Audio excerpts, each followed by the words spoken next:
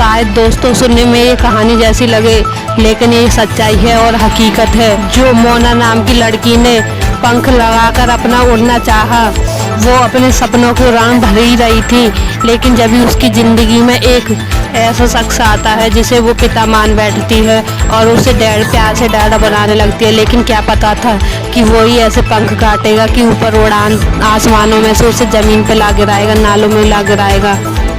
चलो तो सुनाते हैं आपके लिए पूरी सच्चाई की घटना। कैसे मोना 2 साल तक मरकर भी जिंदा रही, ये साजिश सारी सुरेंद्र सिंह राणा ने रची। कितने ही शातिर दिमाग था उसका, जो कि वो ये समझता रहा कि मेरी चाल शायद किसी को समझ नहीं आएगी और मैं कभी भी पकड़ा नहीं जाऊंगा। ये कहानी है एक तरफा प्यार की। वो एक तरफा प्यार कर बैठा, लेकिन उसने क्या पता था कि मैंने जिसे पिता माना है वो मुझसे प्यार कर बैठेगा। उसने ये साजिश रची अपने साले के साथ, जिसका नाम रावेत गया है। मोना मर चुकी थी, लेकिन सुरेंद्र ने उसे जिंदा बताता रहा। ये साजिश यूपी और दिल्ली की भी नहीं, पंजाब से हरियाणा तक साजिश के तार जुड़े हैं।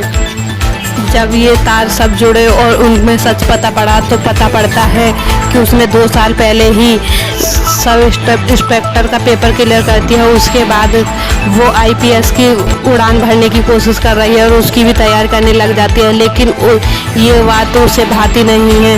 वो चाहती है अगर आईपीएस बने तो सिर्फ मेरे लिए, अगर नहीं तो फिर किसी की भी नहीं। और वो यही सोचकर उसके वो हाथ नहीं आती तो वो उसे जान से मारने की प्लानिंग बना लेता है और 2 साल पहले ही उसकी हत्या कर देता है। उसके बाद एक सुनसान जगह पे ले जाकर उसकी लाश नाले में फेंक देता है और ऊपर से पत्थर डाल देता है कि उसकी लाश कभी भी ऊपर ना आए और किसी को भी पता ना पड़े।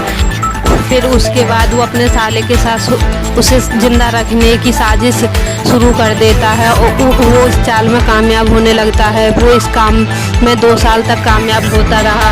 मोना के नाम से फर्जी कोरोना सर्टिफिकेट बनवाया। मोना के सिम कार्ड खुद ही इस्तेमाल करता रहा। मोना के बैंक खाते में खुद लेन देन करता रहा। घर वालों के लिए मोना के पुराने ऑडियो सुनवाए। होटल में मोना के कुछ कागजात गिराए।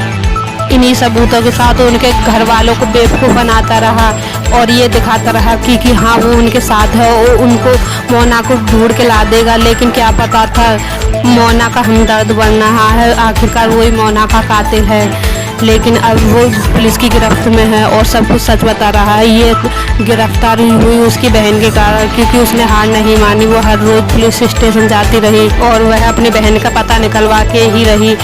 इसलिए उसकी बहन ने तो अपना काम कर दिया। अब पुलिस भी अपनी सच्चाई से और ईमानदारी से अपना फर्ज पूरा करेगी और उसके लिए इंसाफ दिलाएगी।